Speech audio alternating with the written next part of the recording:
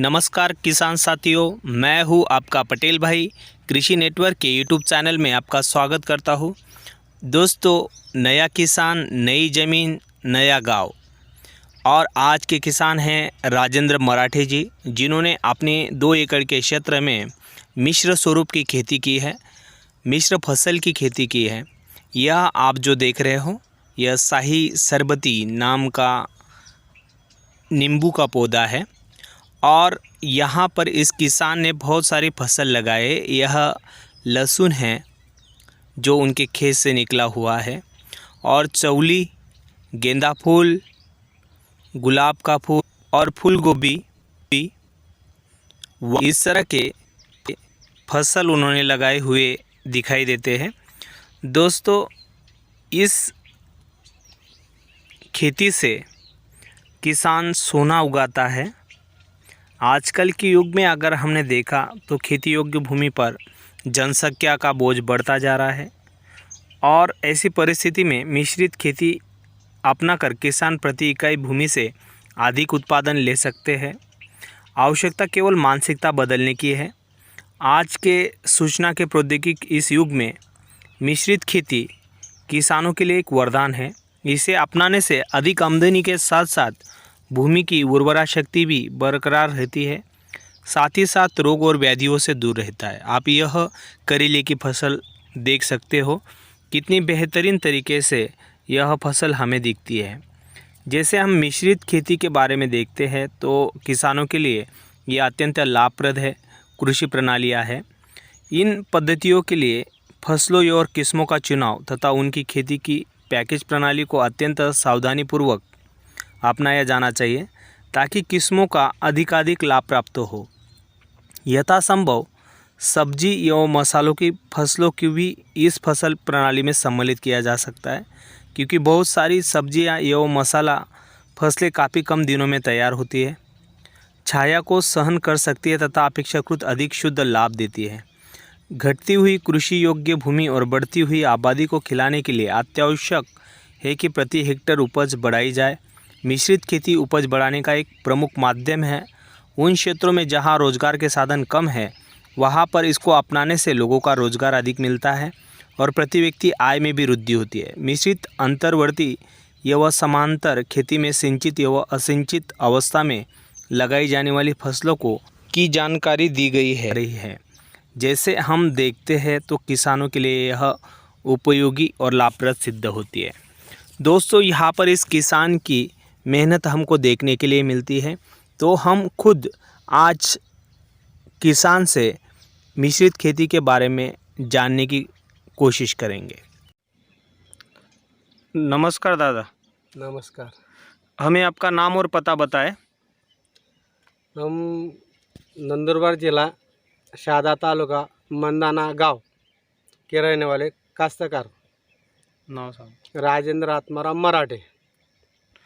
आपने ये मिश्र खेती की है, और हाँ। आपने जो मिश्र खेती की है दादाजी, वह कितने एकड़ में की है? ये 2 एकड़ में। 2 एकड़ में। आपने इसमें कौन से फसल लगाई है? इसमें नींबू, शाही सरबती, उसमें वाल लगाया है, और चौली भी लगाए। चौली, झेंडू, गुलाब, फुलावर, गोभी। दादा, आपकी ये जो खेती है कौन से जिले के अंतर्गत आती है? नंदुरबार जिले। आपने नींबू या गोभी या फिर गुलाब और झेंडू, इनकी जो बीज है ये कहाँ से चयन किए हैं? ये हमने जलगांव से, बाकी नासिक से, बाकी अकोला से मंगाए लिए। तो कौन से अलग अलग जगह से मंगाए, उनके बारे में बताएं। ये वाल और चौली का बीज अकोला से मंगाया था, फस्टर कंपनी का। नंदुरबार से लिया था, लेकिन उधर से मंगवाई थी। और नींबू तो शाही सरबत का रोप लगाया था। रोप लगाया था। हाँ। और कैबेज, जो गोभी ये नासिक से मंगवाए थे, रोप ही था वो भी। सर जी, आपने कौन सी फसल लगाई है और उनकी वैरायटी बताइए। जी हाँ, या तो साई सरबजी का नींबू है, और उसमें मिश्र खेती में वाल है, चौली है। तो चौली का नाम फस्टर कंपनी की है, बबली। और फस्टर कंपनी की चौली है बबली। और उसमें और ये लगाया है गुलाब, वो गैलेलडर कंपनी का है, गैलेलडर है वो। और जेंडू में कलकत्ती लगाया है जेंडू। करेला। और करेला में वो चूहा करेला है। चूहा करेला। वाल। हाँ जी। लहसुन पण। लहसुन गावरान लहसुन है। गावरान। दादा, जब हम ये फसल लाते हैं तो हमें पौधों के लिए किन किन बातों पे ध्यान देना चाहिए? हाँ। ये पौधा लाने के वक्त बहुत ख्याल रखना पड़ता है, क्योंकि ये कम दिन का भी नहीं होना और ज़्यादा दिन का भी नहीं होना। ये अपने हिसाब से 20 से 25 दिन का ही पौधा होना। ज़्यादा दिन का हुआ तो उसकी ये नहीं होती, बढ़ोतरी नहीं होती। इसके लिए बहुत ख्याल रखना पड़ता है। ख्याल रखना बहुत अच्छे रहता है, ये अपने के मार्केट के लिए अच्छा रहता है, अपने काश्तकार के लिए। आपने एकड़ के हिसाब से कितने कितने पौधे लगाए हैं? ये तो 2 एकड़ में 6-7 वान का प्रकार का ये बीज लगाए ले। तो कई 10 गुंठा है, कई 20 गुंठा है, कई 1 एकड़ 30 गुंठा, ऐसा मिश्र खेती है। वो फिक्स अंदाज तो नहीं बोल सकते। हाँ। नींबू के कितने पेड़ है? नींबू के 1 एकड़ में 152 पेड़ बैठे लगेले। और झेंडू। झेंडू वो 30 गुंठा झेंडू है, उसमें 3,3200 पौधे लगेले झेंडू के। और ये गोभी है, फ्लावर, इसमें ये कम से कम 15 गुंठा आएगा एक। तो इसमें ये कम से कम 3,000 लगेला है पौधा। और गुलाब भी कम से कम वो 20 गुंठा गुलाब है, तो उसमें वो 1300 पौधे लगेले गुलाब के, गैलेलेडर। चौली कितने लगाए?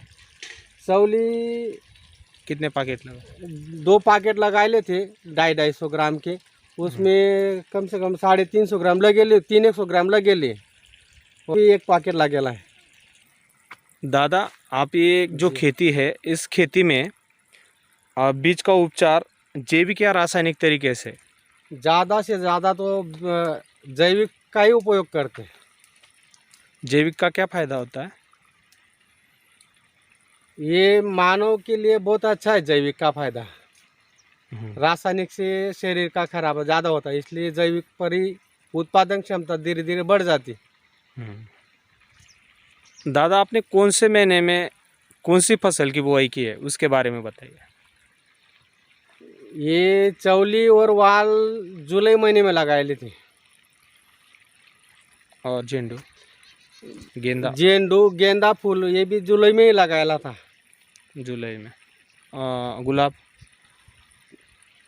गुलाब जून में लगाया था। जून में तो भी मतलब एक यही साल लगा है? हाँ, यही साल लगाया। और नींबू को ज़्यादा साल हुए होंगे? नींबू को 4 साल हो गए। 4 साल। दादाजी, बुआई की कौन सी पद्धति का आप यूज करते हो? बुआई की विधि कैसी होती है? ये वाल चौली तो टोकन पद्धति से लगाए ले। और ये तो नींबू कितने बाय कितना लगा है? नींबू 18 बाय 18 लगाया है। 18 बाय 18 स्क्वायर फुट। हाँ, स्क्वायर फुट के हिसाब से। हाँ। आप मुख्यतः इस मिश्र खेती में कौन से खाद का उपयोग करते हो? ज़्यादा से ज़्यादा तो गोबर खाद का ही उपयोग करते हैं। गोबर खाद। हाँ। तो भी आपने 2 एकड़ में कितना गोबर खाद डाला है? ये 20 से 25 ट्रॉली डाले ले। 20 से 25 ट्रॉली। और दूसरा खाद कौन सा इस्तेमाल करते हो? रासायनिक में तो बहुत कम उपयोग करते हैं। तो भी कौन सा डालते हो? वो 10-26 है, 3-15 है। आप मिश्र खेती में सिंचाई कितनी बार करते हो? क्योंकि इसमें अलग अलग फसल होती है, तो अलग अलग फसल के लिए अलग अलग तरह की सिंचाई की आवश्यकता होती है। जरूर, जी हाँ। तो कैसी सिंचाई करते तो ये तो ड्रिप से ही ज़्यादा सिंचाई चालू रहती है। हैं? हाँ, जब चाहे पानी की आवश्यकता लगे तो जब चाहे सिंचाई चालू करनी पड़ती है ड्रिप से। अभी इन फसल में कौन सी फसल को ज़्यादा सिंचाई की आवश्यकता होती गेंडू को ज़्यादा सिंचाई की आवश्यकता पड़ती है, गेंदा को। है? गेंदा फूल। और ये जो बाकी किस्म है, इनको कितने दिन के अंदर आप सिंचाई करते हो? वो तो आवश्यकता बाँचने पर ही लगा सिंचाई करनी ही पड़ती है। ऐसा है। जो मिश्र खेती है, इसमें तो अलग अलग तरह के बहुत सारे जो कीट या रोग होते हैं, जी हाँ। उनका प्रभाव होता है। तो आपको कौन से कीट या प्रभाव देखने के लिए मिला है? इसमें तो ज़्यादा इल्ली का ही प्रभाव ज़्यादा रहता है। इल्ली का हाँ, और मावा वगैरह? मावार तुरतुड़ा तो चालू रहते वो, हाँ, तो जैविक फवारने से वो निपट जाते वो। ऐसा है। तो ये जो मावा तुड़तुड़ा है या इल्ली है, इनको किस तरह से आप नियंत्रण में लाते हो? ये कीट या रोग को किस तरह से नियंत्रण करते हो? ये तो फवारनी करने से ही नियंत्रण में आते ये। स्प्रे करना होता है? स्प्रे ही करना पड़ता। कितने बार स्प्रे होता है तो? ये तो हफ्ते में 10 दिन में चालू रखना ही पड़ता। हाँ, तो लेकिन इस साल ज़्यादा बारिश की वजह से ज़्यादा ही प्रॉब्लम आ रहे हैं। ऐसा है। आपने कौन से रसायन का ज़्यादा उपयोग किया है? रसायन तो उपयोग नहीं करा दादा हमने, गोबर खाद का ही एक बार डाल दिया है। नहीं, स्प्रे के लिए दवाई? दवाई के लिए वो ज़्यादा तो इमामेक्टिन बेंजोएट ही उपयोग करेला है। वो जैविक है वो। उसका क्या फ़ायदा होता है? वो इल्ली निपट जाती है उससे। मिश्र खेती में खरपतवार का नियंत्रण आप कैसे करते हो? वो तो मिश्र खेती में ये आता नहीं, बैल जोड़ी का काम नहीं रहता, तो हाथ कोलपा से ही काम होता है। तो मतलब आप रसायन का यूज ही नहीं करते हो नहीं। इसके लिए? जो खरपतवार नाशक कहा जाता है उसका उससे इस्तेमाल? नहीं। क्या नुकसान क्या होता है उसका? ज़मीन ज़्यादा कड़क होती, खराब हो जाती? खराब हो जाती, इसलिए नहीं उपयोग करता मैं। दादा जी। जो आपने बहुत सारी फसल लगाई है, उसमें कई जो पौधे बहुवर्षीय पौधे हैं, तो इसमें जो फसल होती है वो हम कैसे कटाई करते हैं, कैसे निकालते हैं? वो हफ्ते में 1 बार 2 बार निकालना ही पड़ता, 4-5 दिन के अंदर। 4-5 दिन के अंदर? हाँ, जैसे अभी करेला है, तो करेला कितने दिन के अंदर निकलता है? करेला चौथे दिन निकालना ही पड़ता। चौथे दिन। और जो झेंडू है, झेंडू गेंदू 4-5 दिन के अंदर तोड़ना ही पड़ता उसको। 4-5 दिन के अंदर। आपने मिश्र खेती क्यों चुनी है सर? जिसमें लाभ ज़्यादा होता है, क्योंकि एक फसल गई तो दूसरी फसल आ जाती, इसलिए मिश्र खेती अच्छी रहती। हाँ, मतलब एक ही कसर दूसरे में निकल जाती है। हाँ, एक का कसर दूसरे में निकल जाता। ठीक है। आप मैं जैसे यहाँ पर आया तो बहुत सारी अलग अलग फसल मैंने रास्ते से देखी, लेकिन आपका जो तरीका है ये बहुत ही अलग है। जी हाँ। तो आपने एक ऐसी फसल क्यों चुनी है, उसके बारे में बताएं। इसीलिए ना मैं बोल रहा कि ये एक फसल गई तो दूसरी फसल आ जाती, इसलिए यही मिश्र खेती लाभदायक रहती काश्तकार के लिए। सर, आप कितने सालों से मिश्र खेती कर रहे हैं? ये करीबन 8-10 साल से कर रहे हैं मिश्र खेती। 8-10 साल से। एकरी संपूर्ण लागत आपको कितनी होती है? कितना खर्चा होता है एकड़ के हिसाब से? एकड़ के हिसाब से वो फसल के ऊपर रहता। तो भी भी कितना निवेश करना पड़ता है? तो भी 1 लाख के आसपास आ ही जाता है एक साल में। और फिर इसमें से आपको शुद्ध लाभ प्राप्त होता है, तो शुद्ध लाभ की अपेक्षा क्या होती है आपको? वो तो काश्तकार की तो अपेक्षा बहुत रहती है, लेकिन आता नहीं हो। लेकिन ये मिश्र खेती की वजह से लाभ मिल ही जाता, तो भी 1.5-2 लाख से वो मुनाफा निकल ही जाता उतना, 2 लाख रुपये। हाँ, तो आपको आप यह जो फसल निकालते हो, इस फसल की बिक्री कहाँ पे करते हो? ये खुद ही मार्केट करनी पड़ती, खुद ही? हाथ बिक्री। हाँ, तो गांव में। मार्केट का नियोजन नहीं है। हाँ बराबर। अगर मार्केट से अच्छा रहता है क्या अगर हम खुद करते हैं? खुद करे तो मार्केट से 4 गुना पैसा ज़्यादा मिल जाता। 4 गुना पैसा ज़्यादा मिल हाँ, और मार्केट की ये नहीं है भी, तो अच्छी मार्केट नहीं है अपने यहाँ पर। जाता। बराबर, मार्केट की बहुत आवश्यकता है। सही बात है। जो भारतीय किसान हैं उनके पास बहुत, बाकी जो किसान हैं उनके पास खेत बहुत कम रहता है, तो उनको आप क्या सुझाव देना चाहोगे मिश्र खेती के बारे में? खेती कम हो या ज़्यादा हो, खुद कष्ट करना यही ज़्यादा महत्व महत्व है। का काम है।